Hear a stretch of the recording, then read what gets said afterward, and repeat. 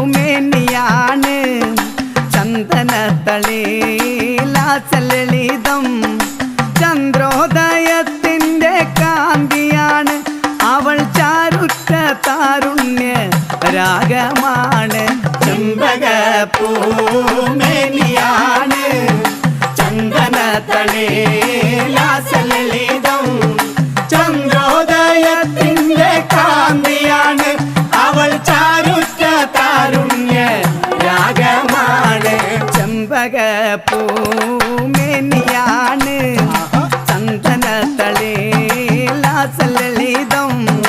ചന്ദ്രോദയത്തിൻ്റെ കാന്തിയാണ്